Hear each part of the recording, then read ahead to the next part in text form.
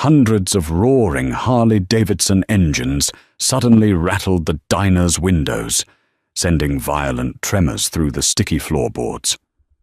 Thomas froze, his knuckles turning white around a trembling coffee pot.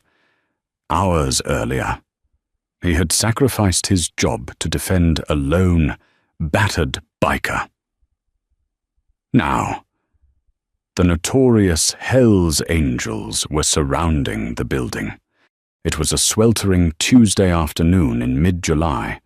Rusty's Diner, an aging, neon-lit relic situated just off Interstate 15 in Barstow, California, was a haven for weary truckers, lost tourists, and locals trying to escape the Mojave Desert heat.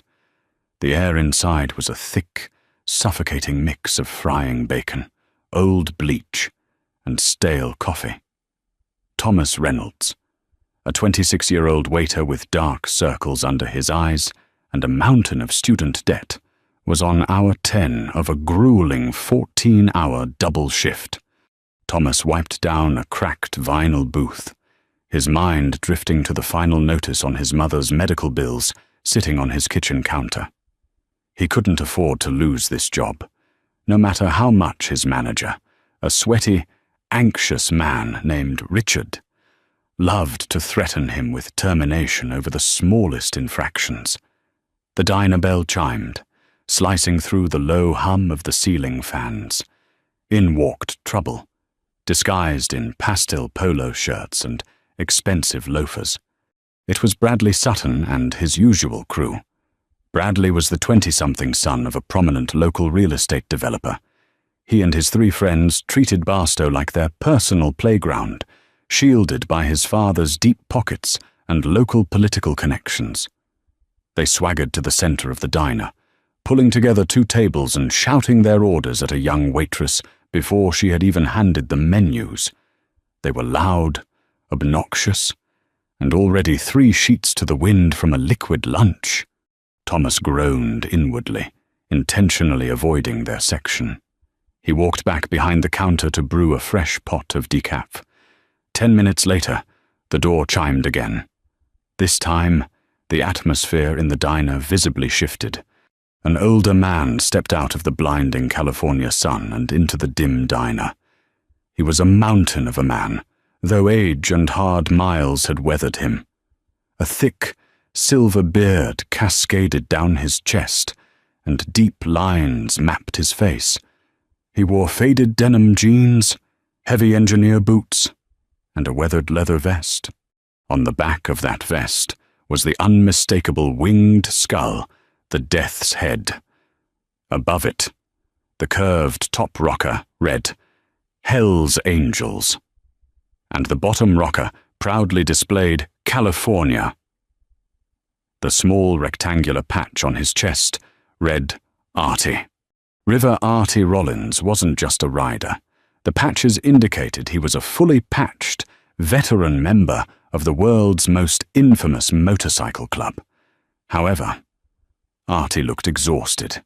He walked with a pronounced, painful limp, favoring his left leg, and his leather cut was caked in a fresh layer of pale desert dust. His bike, a classic, customized panhead, sat ticking in the parking lot, the exhaust pipes cooling in the shade of a lone billboard. Artie didn't swagger. He didn't demand attention. He simply dragged his boots to a quiet corner booth far away from the windows, removed his sunglasses, and let out a long, heavy sigh. Thomas grabbed a menu and walked over. "Afternoon, sir. What can I get you started with?" Artie looked up, his pale blue eyes sharp despite the fatigue. "Just a large black coffee, son, and a slice of cherry pie. If it's fresh." His voice was a deep, gravelly baritone that sounded like tires on a dirt road. "Coming right up," Thomas said with a polite nod. As Thomas poured the coffee, he noticed Bradley Sutton's table growing louder. They were tossing crumpled napkins at each other, their braying laughter echoing off the tin ceiling. Bradley, holding a half-empty glass of iced tea, stood up to dramatically reenact a story to his friends. As he stepped backward, he carelessly bumped hard into Artie's booth. The heavy thud jolted the table, sending Artie's freshly poured black coffee sloshing over the brim of the ceramic mug and splashing directly onto the biker's weathered leather vest and jeans. The diner went dead silent. The clinking of silverware stopped. Even the fry cook peered out from the kitchen window. Bradley turned around, looking down at the seated biker. Instead of an apology, a smirk crawled across Bradley's flushed face. "Whoops. Watch where you're sitting, Grandpa." Artie didn't immediately react. He slowly picked up a paper napkin and began dabbing the scalding coffee off his patches. He didn't look at Bradley. He just stared at his ruined pie and sighed. "It's a big diner, kid. Plenty of room to walk." Bradley's friend snickered, emboldened by his audience and the alcohol in his system. Bradley leaned in closer, invading Artie's space. "What did you call me?" "You look like you belong in a museum, old man. Isn't it a little hot to be wearing a Halloween costume?" Thomas, watching from the counter, felt his stomach drop. He looked around for Richard, the manager, but Richard was conveniently hiding in his back office, peering through the blinds. "Leave it alone, Brad," one of his friends muttered, noticing the heavy leather and the grim reaper patch. "Let's just sit down." Nah. Bradley laughed, pointing a manicured finger at Artie's chest. "I want to know what makes these biker trash guys think they own the road. Look at this guy. He can barely walk. What's that patch mean? Anyway, you in a little boys' club." Artie finally stopped wiping his vest. He balled the wet napkin up and placed it on the table. He looked up at Bradley, his expression completely unreadable. A terrifying, ice-cold stillness radiated from the older man. "I've had a very long ride," Artie said, his voice terrifyingly quiet. "And a very bad week. Walk away, boy. Before your mouth writes a check your body can't cash." Bradley burst into laughter, slamming his hand on Artie's table. "Are you threatening me? Do you know who my dad is? I could buy this diner and ban you and your trashy little tricycle club from ever stepping foot in this town." Thomas couldn't take it anymore. The injustice of it, the sheer, arrogant cruelty of picking on an exhausted old man, made his blood boil, disregarding his manager's strict, never upset the wealthy locals policy. Thomas dropped his serving tray on the counter and marched toward the corner booth. "Is there a problem here?" "Bradley." Thomas's voice sliced through the tension, firm and unwavering.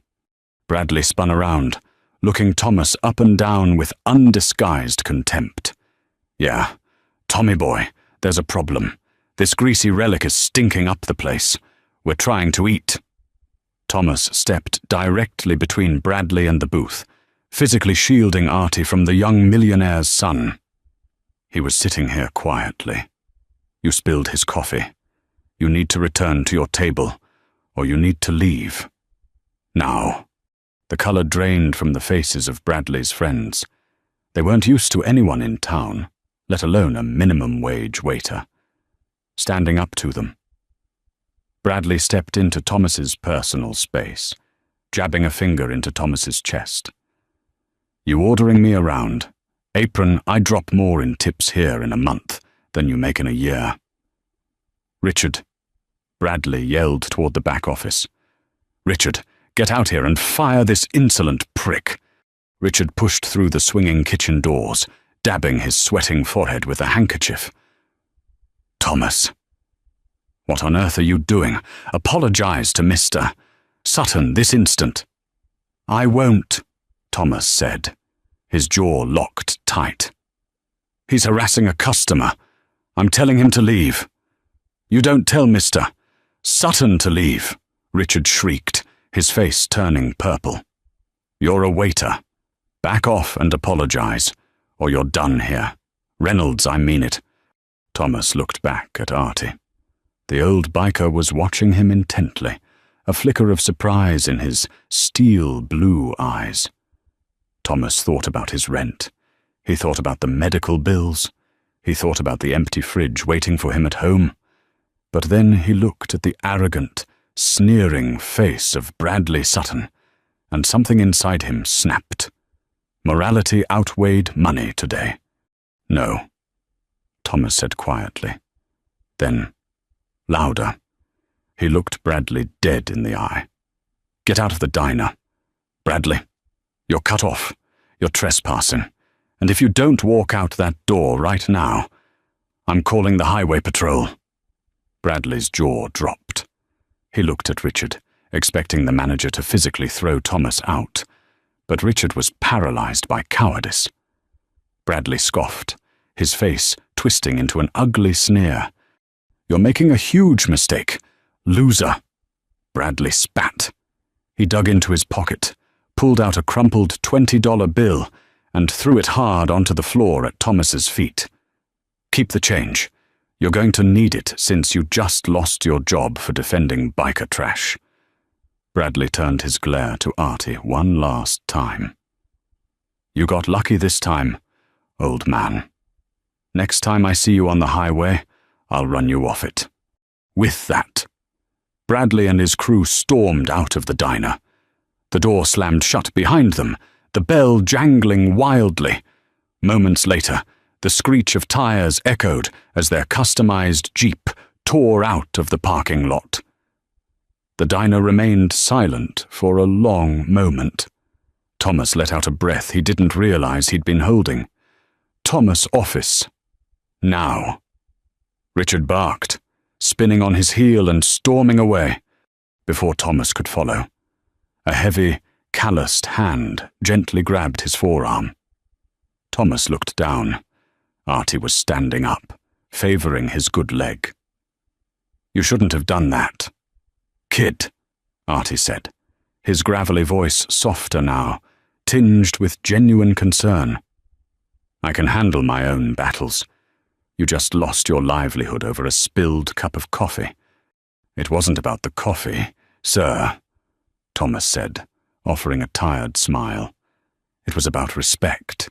Nobody deserves to be treated like that, especially not in my section." Artie stared at Thomas for a long time.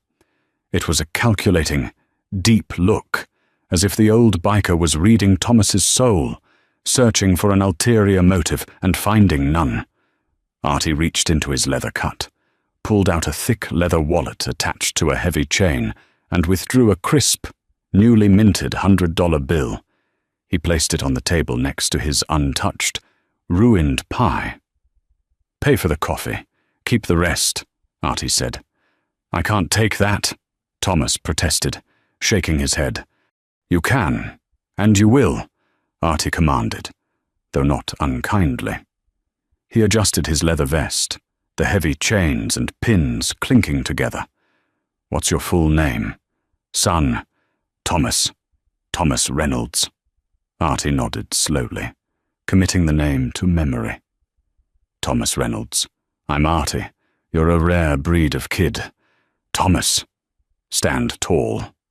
Without another word, Artie limped heavily toward the door. Thomas watched as the old man swung his leg over his panhead, kicked the starter, and roared off down Interstate 15, disappearing into the shimmering desert heat waves. Thomas picked up the $100 bill, slid it into his apron, and walked into Richard's office. "Hand over your apron, Reynolds," Richard said, not even looking up from his desk. "You're a liability. Sutton's father practically owns the bank that holds the mortgage on this building. You're fired. Clean out your locker and get off the property." Thomas didn't argue. He untied his apron, tossed it onto the chair, and walked down the back hallway to the break room. As he gathered his jacket and his backpack, a heavy feeling of dread settled in his stomach. He had done the right thing, but doing the right thing didn't pay the electricity bill. It took Thomas nearly an hour to finish paperwork with Richard and pack up his things. By the time he finally pushed through the back exit doors and walked into the dusty employee parking lot, the desert sun was beginning to set, casting long, fiery orange shadows across the Barstow pavement. He walked toward his beat-up Honda Civic, fumbling for his keys. The air was deathly still. The usual hum of the highway traffic seemed to have died down. Then he heard it. It started as a low, distant vibration, a rumble that seemed to emanate from the earth itself. Thomas paused, his key halfway into the car door. The rumble grew louder, deeper, transforming into a synchronized, guttural roar that echoed off the surrounding desert canyons. It didn't sound like a passing semi-truck. It sounded like thunder rolling across the blacktop. Thomas turned toward the interstate. Over the crest of the off-ramp, a headlight appeared. Then 2, then 10, then 50. A massive, tightly packed formation of motorcycles was pouring off the highway, riding two abreast in perfect, disciplined synchronization. The chrome of their bikes flashed violently in the dying sunlight. At the front of the pack, riding a massive, gleaming road glide, was a man wearing a crisp white helmet. Beside him, riding shotgun in the formation, was Artie on his old panhead. Behind them were dozens upon dozens of men, all wearing the heavy leather cuts, all bearing the winged skull of the Hells Angels. The sheer volume of the noise was deafening, a mechanical symphony of raw horsepower and intimidation, and they were all turning their blinkers on, aiming directly for the parking lot of Rusty's diner. The ground trembled beneath Thomas's worn sneakers. He stood frozen by the door of his beat-up Honda Civic as the endless procession of heavy American iron flooded the diner's dusty parking lot. The Hells Angels didn't just park, they executed a tactical encirclement. Bikes flanked the entrance, wrapped around the drive-through lane, and completely blocked both the entrance and exit ramps to the highway. Inside the diner, Thomas saw the blinds snap shut. Richard had locked the glass doors, killing the neon "open" sign and effectively abandoning his newly fired waiter to whatever fate awaited him outside. Engines cut out one by one, leaving a ringing silence in the desert air, broken only by the ticking of cooling exhaust pipes and the heavy crunch of leather boots hitting the gravel. Over 100 men wearing the Death's Head patch dismounted in unison. They didn't yell or charge. They moved with a terrifying, organized calm. The crowd parted down the middle. Artie, the old biker from earlier, limped forward. Beside him was the man who had been leading the pack, a towering figure with a thick, dark beard, mirrored aviator sunglasses, and a chest like a whiskey barrel. His bottom rocker read California, and a small patch over his heart read President. "That him?" the giant man asked, his voice a low, booming rumble. "That's him," Artie replied, pulling a cigar from his vest. "That's Thomas." Thomas swallowed hard, his hands sweaty. He had defended one biker, but he had no idea what the protocol was for facing down an entire charter. I don't work here anymore," Thomas stammered, pointing a thumb at the diner. "Richard fired me right after you left." The president removed his sunglasses, revealing eyes as hard as flint. He stepped up to Thomas, extending a massive, calloused hand wrapped in silver skull rings. "Name is Clayton, president of the charter. Artie here called us from a gas station down the road. Told us some rich kid put hands on him, and a local kid in an apron stood between them." Thomas tentatively shook Clayton's hand. The grip was like a vice, but not aggressive. He was out of line. "I just did what anyone should have done." "Maybe," Clayton said, a grim smile touching the corners of his mouth. But in our experience, anyone usually turns a blind eye. You didn't. Before Thomas could respond, the deep, rattling roar of a modified diesel engine echoed from the highway. A battered, matte black tow truck rumbled up to the police barricade of motorcycles. The bikers seamlessly moved their Harley-Davidsons to part the sea, allowing the heavy truck to pull directly to the center of the lot. Driven by a hulking biker with tattoos crawling up his neck, the truck hissed to a halt, but it wasn't towing a car. "Bring 'em out!" "Tiny!" Clayton barked. Tiny hopped out of the cab, walked around to the bed of the tow truck, and unlatched the heavy tailgate. "Out! Now!" Tiny growled. Thomas's jaw dropped. Stumbling out of the back of the dirty truck bed, covered in grease and looking like they had seen a ghost, were Bradley Sutton and his two friends. Bradley's designer polo was stained, his expensive loafers scuffed, and his previously arrogant face was completely drained of color. He was physically trembling. "How did you?" Thomas whispered in disbelief. "A brother's bike gets recognized," Artie said, lighting his cigar. "So does a customized Jeep driven by a loudmouth kid. One of our prospects spotted them at a burger stand 2 towns over. We thought it'd be polite to invite them back to finish their conversation." Clayton walked slowly toward Bradley. The young millionaire's son shrank back, bumping into the side of the truck. He looked around at the sea of leather and chains, realizing instantly that his father's money and political connections meant absolutely nothing out here in the dirt. I didn't mean anything by it," Bradley stammered, his voice cracking. "It was a joke, just a joke." "A joke," Clayton repeated softly. He leaned in, towering over Bradley. "Artie rode point for this club for 30 years. He has 2 metal plates in his leg from a crash that saved a brother's life. He earned the right to drink his coffee in peace. You spilled it. You insulted the patch. And then you got this kid fired." "I'll pay," Bradley cried out, pulling out his designer wallet. "Whatever you want, I can write a check." Clayton struck the wallet out of Bradley's hand. It hit the gravel, credit cards spilling out into the dirt. "We don't want your daddy's money, boy. We want respect. And you're going to learn how to show it." Clayton lifted a thick, ringed finger and pointed toward the diner doors. Inside, Richard crouched behind the register, fumbling with the phone, panic written across his face as neon light flickered over him.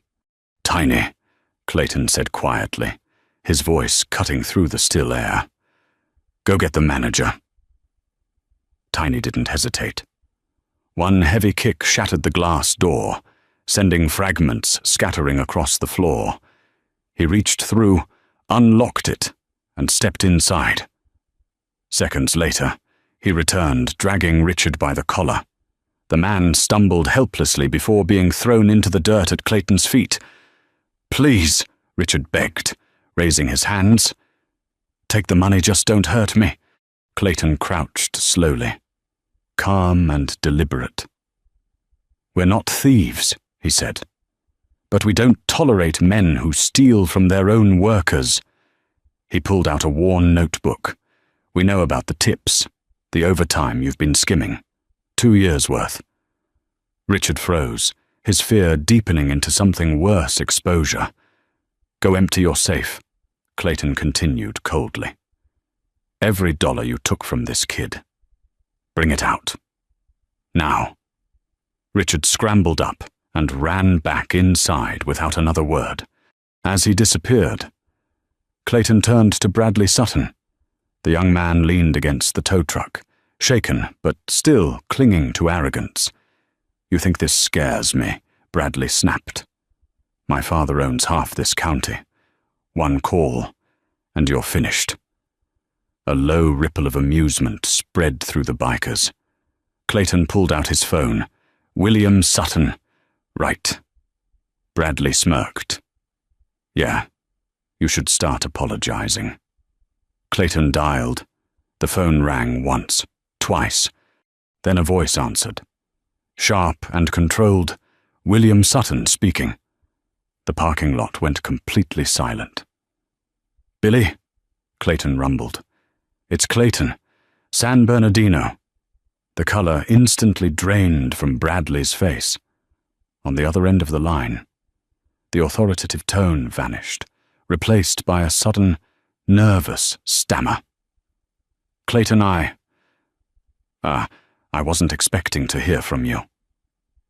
Is there a problem with the union guys at the New Vegas site? I thought we squared the security contracts last month. The contracts are fine. Billy, Clayton said, locking eyes with Bradley. The problem is closer to home. Your boy, Bradley. He's down here at Rusty's Diner off the 15. He decided to publicly humiliate one of my senior patch holders, threw coffee on him, insulted the club. Then he got a good kid fired just for stepping in. There was a dead, horrifying silence on the speakerphone. When William Sutton finally spoke, his voice was barely a whisper, thick with pure dread. Clayton, please, he's an idiot. He doesn't know who you are. He doesn't know about our arrangement. He was just telling me how you're going to bury us, Billy, Clayton said smoothly. Something about the district attorney. No. William practically screamed through the phone. Clayton, listen to me. I disavow whatever he said. Do whatever you have to do to teach him a lesson. I won't interfere. Please, just don't let this affect our business. I'll cut off his trust fund today. Just leave my company out of this. Appreciate the understanding. Billy, we'll handle his education, Clayton said, and ended the call. Bradley's legs gave out. He slid down the side of the matte black tow truck, landing in the dirt.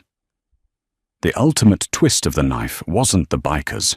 It was the realization that the empire he hid behind was utterly powerless against the men standing in front of him. His own father had just handed him over to the Hells Angels. Now, Clayton said, stepping over to the trembling young man. For the arsehole tax. The kid here has medical bills for his mother. $6,000, and since your daddy just cut off your allowance, I guess we'll have to take collateral. Clayton pointed to Bradley's wrist. That Rolex. Hand it over. Without a word, a broken... Sobbing Bradley unclasped the heavy gold watch and dropped it into Clayton's outstretched hand. Clayton didn't keep it. He tossed it directly to Thomas, who fumbled and caught the heavy gold timepiece. Sell it, Clayton ordered Thomas. It'll cover the medical debt, plus interest. Just then, Richard emerged from the diner, clutching a thick manila envelope. He practically threw it at Thomas's chest before scurrying back toward the safety of the shattered doorway. Thomas opened the envelope. It was stuffed with banded stacks of small bills, easily $2,000 of skimmed tips and unpaid overtime. But the Brotherhood wasn't finished. Clayton unclipped his heavy black helmet from his road glide. He held it upside down and pulled a thick money clip from his pocket, peeling off 2 crisp $100 bills and dropping them into the helmet. He passed it to Artie, who silently added his own cash. Then, the helmet moved through the crowd. It was a surreal, hypnotic ritual. Over 100 tough, road-hardened bikers men with scarred knuckles, facial tattoos, and criminal records each reached into their leather cuts. 50s, 20s, and hundreds fluttered into the helmet. The only sound was the rustle of cash and the distant howl of the desert wind. When the helmet finally made its way back to the front, it was heavy, practically overflowing with green paper. Clayton took the helmet and pressed it firmly into Thomas's chest. You stood up for the patch. Thomas, Clayton said, his voice carrying a solemn weight. You stood up for a brother when you had everything to lose. The Hells Angels don't forget disrespect, but we never forget loyalty. This is from the San Bernardino Charter. Take this money. Take the watch. Take your back pay. Get out of this dead-end town and take care of your mother. Thomas felt a hot tear escape and track down his cheek. He clutched the helmet, the physical weight of the cash representing a massive, life-altering freedom. I don't know what to say. Thank you, all of you. Artie leaned over his handlebars, offering a rare, genuine smile. Just keep your spine straight. Kid, you did good today. Clayton turned his back on Thomas and focused a withering glare on Bradley and his two terrified friends. You three are going to walk back to town. It's 20 miles of dark highway. If I ever see you driving on Interstate 15 again, your Jeep is going over the guardrail into a canyon. Do we understand each other? Yes, Bradley croaked, tears streaming down his dust-caked face. Start walking. Bradley and his friends didn't hesitate. Leaving behind their pride and their customized vehicle, they turned and began a miserable, terrified power walk down the gravel shoulder of the pitch-black highway. Clayton swung his massive leg over his bike and hit the ignition. The deafening roar of the engine shattered the quiet night. Behind him, 100 more engines sparked to life, a synchronized symphony of power and mechanical fury. The ground shook violently as the massive pack of Hell's Angels rode right past Thomas, their headlights cutting through the darkness, pulling into the diner's drive-thru to demand the endless coffee and food Richard now owed them. Thomas stood alone in the parking lot. He looked at the shattered glass of Rusty's diner, then down at the fortune in his hands. He didn't look back again. He climbed into his beat-up Honda Civic, placed the helmet full of cash and the gold Rolex gently onto the passenger seat, and drove off into the cool desert night, leaving Barstow and his old life behind forever. That day, Thomas learned that true respect isn't bought with Daddy's money. It's earned through courage. The Hells Angels showed him that brotherhood and honor exist in the most unexpected places. If you enjoyed this incredible true story of karma and respect, hit that like button, share this video with your friends, and don't forget to subscribe to our channel for more amazing real-life stories. See you next time. A freezing alleyway, a terrified homeless teenager, and a massive, leather-clad Hell's Angel collapsing onto the wet concrete. When young Eva gave up her absolute last meal to save a terrifying stranger, she thought she was signing her own death warrant. Instead, she triggered a 200 biker response that shattered the city. The November wind, cutting through the industrial outskirts of Portland, Oregon, wasn't just cold, it was predatory. It found every tear in 19-year-old Eva Mitchell's threadbare denim jacket, settling into her bones with a heavy, aching dampness. For 8 months, the streets had been her entire world, a brutal, unforgiving landscape she inherited after her mother's sudden passing left her drowning in medical debt and evicted from their tiny apartment. Huddled beneath the rusted awning of an abandoned Texaco gas station, Eva pulled her knees to her chest. Her stomach twisted in a violent, hollow cramp. She hadn't eaten in 2 days. In her shivering, dirt-smudged hands, she held her most prized possession, a thick, slightly stale half-loaf of sourdough bread, wrapped in crinkled cellophane, and 2 small packets of diner honey she had managed to pocket earlier that morning. This was her survival ration. She planned to eat half tonight to stop the shaking, and save the rest for tomorrow.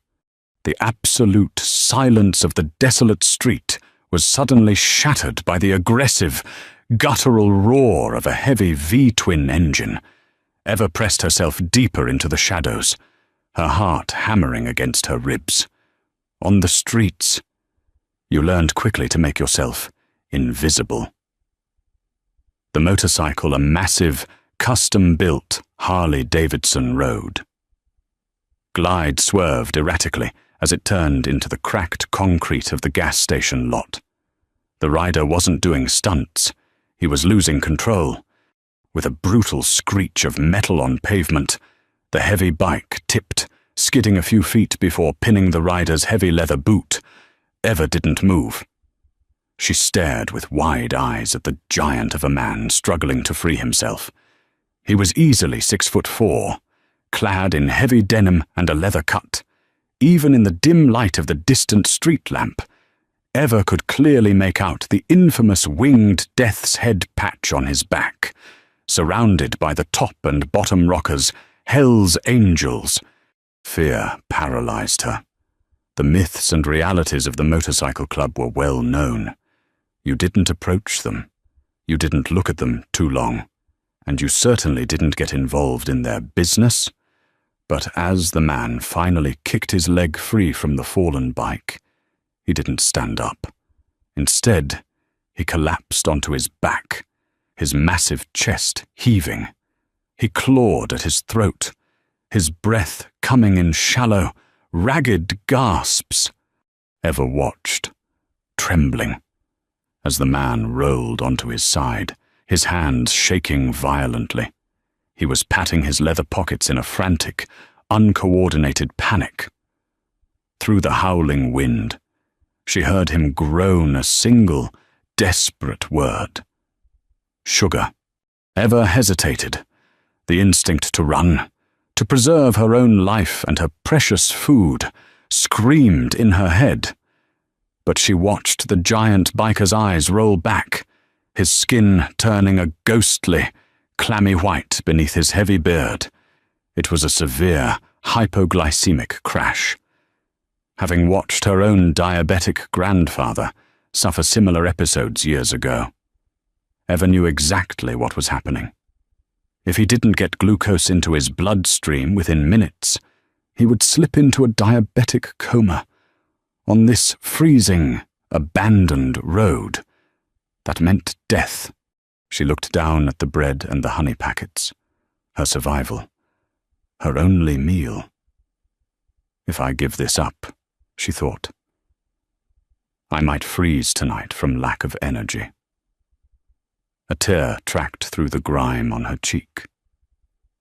She couldn't let a man die in the dirt, regardless of the patch on his back. Breaking her golden rule of the streets, Eva stepped out of the shadows. She approached the massive biker slowly, her hands raised. Hey, she stammered, her voice raspy from disuse. Don't move, I can help. The biker, a 40-something man whose face was etched with hard miles and deep scars, barely registered her presence.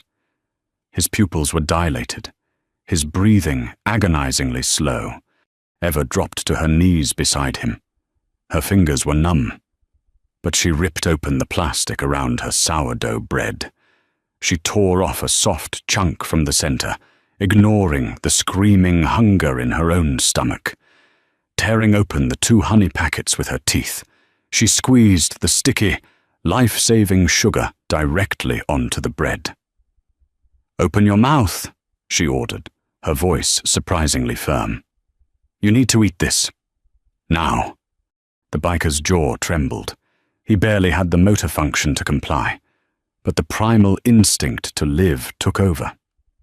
He parted his lips, and Eva gently pushed the honey-soaked bread into his mouth. Chew, she pleaded, terrified he might choke. Just swallow the sweet part. For 5 agonizing minutes, the alley was silent except for the wind and the man's heavy chewing. Eva fed him the rest of the bread, piece by piece, sacrificing every last crumb of her meal. As the sugar finally hit his bloodstream, the violent tremors racking his massive frame began to subside. Color slowly returned to his pale cheeks. He blinked heavily, his eyes focusing on the small, shivering girl kneeling in the dirty snow beside him. He looked at the empty cellophane wrapper in her hands, then up at her sunken, hollow cheeks. He was a veteran of the road, a man who read people for a living. He knew instantly what she had just done. She hadn't just shared a snack. She had given him her lifeline. "You," he started, his voice a deep, gravelly rumble. "You gave me your last. It's okay." Eva lied, her stomach clenching painfully. "You needed it more." Before he could say another word, the distant, unmistakable thunder of a dozen roaring engines echoed through the night air. The vibrations rattled the corrugated tin roof of the gas station. Headlights pierced the darkness, sweeping across the lot. Eva panicked. The sight of a dozen Hell's Angels roaring toward her was too much. The street had taught her that groups of angry men only brought violence. "I have to go," she whispered, scrambling backward. "Wait," the biker grunted, trying to push himself up on one elbow. "Kid, wait. What's your name?" "I'm Richard. They call me Brick." "I have to go," Eva repeated, terrified. She turned and sprinted into the darkness of the alleyway, disappearing over a chain-link fence, just as a pack of heavily modified Harley-Davidsons flooded the abandoned lot, swarming around their fallen brother, Richard Brick. Hayes sat at the heavy oak table inside the Hells Angels Portland clubhouse. The air was thick with cigarette smoke and the smell of stale beer. But Brick's mind was entirely clear. He was fully recovered, having been pumped full of proper food and insulin by his brothers the night before. But he couldn't shake the image of the shivering girl with the hollow eyes. At the head of the table sat Dave Iron Henderson, the charter president. Dave was a man made of cold steel and sharp intellect, respected fiercely not just in the Pacific Northwest, but across the country. "You're telling me," Dave said slowly, leaning forward and resting his heavily tattooed arms on the table, "that a homeless kid who looked like a stiff breeze could break her in half, fed you her absolute last piece of food while you were dying in the gutter. That's exactly what I'm telling you." "Boss," Brick said, his voice solemn. "She was starving. Dave, I saw it in her eyes, but she fed me anyway. And when she saw the pack rolling up, she bolted like a terrified rabbit. Didn't ask for a dime, didn't ask for a favor."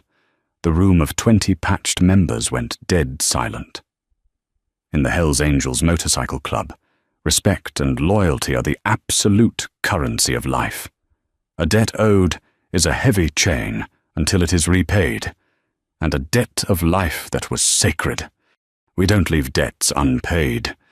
"Brothers," Dave said, his voice dropping an octave, echoing off the cinder-block walls. "This club does not owe its existence to a starving girl without returning the respect tenfold. Brick, what did she look like?" "Small. Maybe 19. Blonde hair, chopped short with a knife, wearing a faded Levi's jacket with a ripped left shoulder. Said her name was Eva." Dave stood up, grabbing his leather cut from the back of his chair. "Word goes out to every prospect, every associate, and every patched member in the city. You hit the alleys, you hit the viaducts, the soup kitchens, the shelters. We find Eva, and until we do, nobody sleeps." While the roar of a synchronized manhunt began, Eva's world was violently falling apart. Without the bread, the cold had fully penetrated her defenses. By the second night, a vicious, rattling cough had taken root in her lungs. She had retreated to a sprawling, unofficial, homeless encampment situated beneath the concrete belly of Interstate 5. It was a dangerous place, effectively a lawless zone ignored by the police and ruled by predators. The worst of them was a brutal local thug named Tommy "Rat" Higgins. Rat and his crew made their living by terrorizing the vulnerable, shaking down the homeless for whatever meager change, drugs, or salvageable goods they possessed. If you couldn't pay Rat's camp tax, you were beaten or thrown out into the freezing open, ever huddled in her damp sleeping bag, burning with a fever. She clutched a heavy piece of rebar under her blanket, praying she would remain unnoticed. But luck had abandoned her. Well, look what washed up in my dirt," a slimy voice sneered. Ever opened her crusted eyes to see Rat standing over her, flanked by two large, twitchy men holding baseball bats.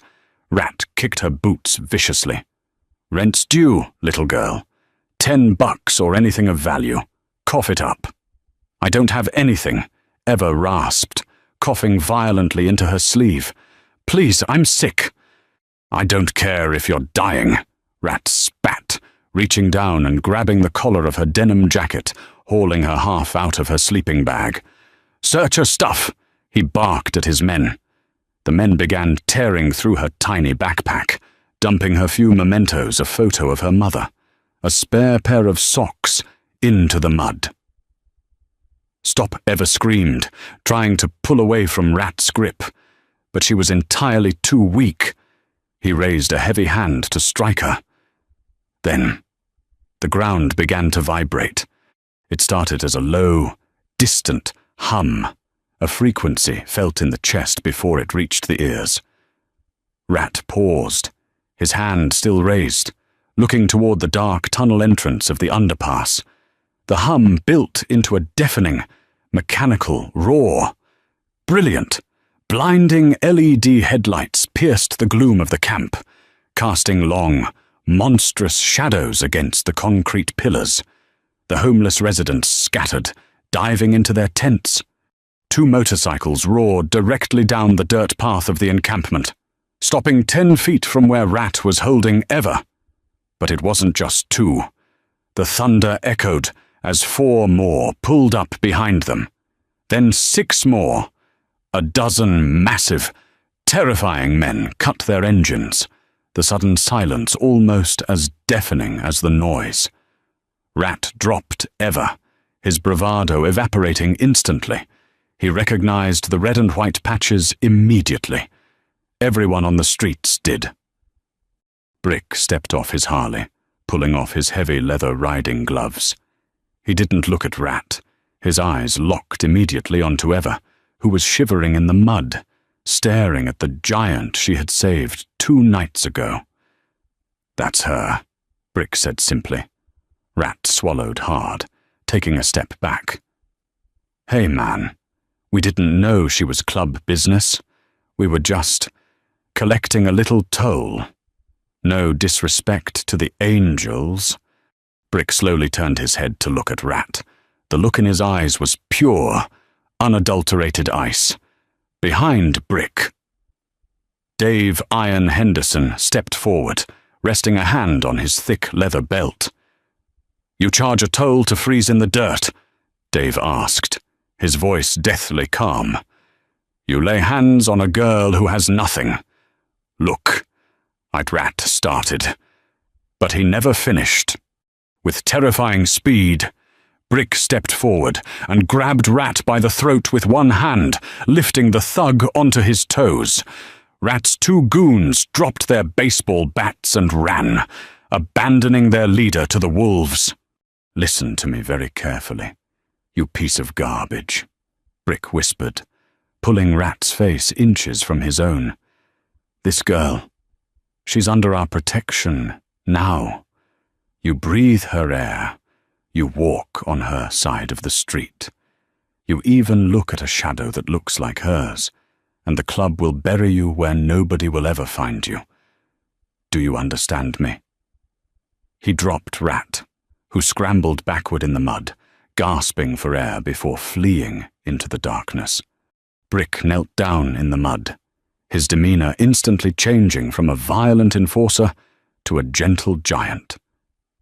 He picked up the photo of Eva's mother, wiped the mud off it with his leather sleeve, and handed it back to her. "I told you I owed you, kid," Brick said softly. Eva broke down, sobbing uncontrollably as the adrenaline left her system. Dave stepped forward, taking in her feverish sweating and violent shaking. "She needs a hospital, Brick. She's burning up," Dave noted grimly. "And we can't leave her here. I have nowhere to go," Eva cried, coughing violently. "The city developers bought this land. The police are coming tomorrow to bulldoze the whole camp. They're throwing everyone out into the freeze." Dave's jaw clenched. He looked around at the desperate faces of the homeless veterans and runaways peeking out from their tents. Then he looked at the girl who had saved his brother's life. A heavy, righteous anger settled over the Hells Angels president. He pulled out his phone. "Brick," Dave said, his eyes narrowing as he looked at the city skyline. "Call the Seattle Charter. Call the Oakland boys. Call Reno. Tell them to drop everything and get on the interstate." Brick looked at his president, a slow, dangerous smile spreading across his face. "How many brothers are we calling in, boss?" "All of them," Dave replied. "Tomorrow morning, when the city brings their bulldozers, they're going to have to go through a wall of 200 Hells Angels to get to this girl." Dawn broke over Portland with a cruel, biting frost. The homeless encampment beneath Interstate 5 was usually a place of quiet desperation in the early hours. But today, it was a hive of absolute panic. At 6 a.m. sharp, the flashing red and blue lights of half a dozen Portland police cruisers cut through the morning fog, closely followed by 3 massive, yellow city bulldozers and a fleet of dump trucks. The city developers, a faceless corporate entity that had recently purchased the land, had lost their patience. The eviction notice had expired at midnight. The sweep was officially underway. Eva, still burning with a dangerous fever, was bundled in the center of the camp. Brick had stayed by her side all night, wrapped in his heavy leather jacket, feeding her sips of bottled water and crushed aspirin he had fetched from a nearby 24-hour pharmacy. A heavy-set police lieutenant, flanked by officers in riot gear, raised a megaphone to his lips. "Attention! This is private property. You are trespassing. You have exactly 15 minutes to gather your personal belongings and vacate the premises, or you will be arrested and your property will be seized and destroyed." The displaced veterans, runaways, and broken families began to weep, frantically grabbing whatever they could carry, off to the side, hiding behind a rusted dumpster. Rat and his goons watched with malicious glee, waiting to scavenge whatever the bulldozers left behind. Then, the ground began to shake. It wasn't a localized rumble this time. It felt like a minor earthquake. The police lieutenant lowered his megaphone, his brow furrowing as a deep, resonant thunder echoed down the interstate off-ramp. Suddenly, a column of motorcycles appeared through the thick morning fog. It wasn't 10. It wasn't 20. It was a tidal wave of roaring chrome and roaring V-twin engines, over 200 Hells Angels, representing chapters from Seattle, Oakland, Reno, and beyond, poured into the muddy lot. The sheer volume of the noise was physical, rattling the windows of the police cruisers. They rode in perfect, disciplined 2x2 formation, their faces hidden behind heavy bandanas and dark sunglasses. They didn't act like a chaotic mob. They moved with military precision. The massive column swept completely around the perimeter of the homeless encampment, cutting off the police and the bulldozers from the tents. 200 heavily armed, fiercely loyal bikers cut their engines simultaneously. The silence that followed was more terrifying than the noise. 200 men dismounted, crossed their arms, and formed an unbroken human wall between the city authorities and the desperate people shivering in their tents. The police lieutenant placed a hand on his holster, visibly sweating despite the freezing temperature. What is the meaning of this? You are interfering with a lawful eviction. The crowd of leather parted. Dave Iron Henderson, flanked by a dozen massive sergeants-at-arms, walked calmly toward the police line. He didn't yell. He didn't threaten. He reached into his leather cut and pulled out a thick, manila envelope. "Morning, Lieutenant," Dave said, his voice carrying clearly in the frosty air. "I think there's been a misunderstanding." "There is no misunderstanding," the officer snapped. "This land is owned by Apex Development. They want it cleared." Dave smiled. A cold, dangerous expression. "It was owned by Apex, but it turns out Apex is heavily funded by a certain investment firm in Oakland, a firm that owes our club a massive, outstanding debt. My boys paid a visit to their CIO at 3 a.m. this morning. We had a very productive chat." Dave tossed the thick envelope onto the hood of the police cruiser.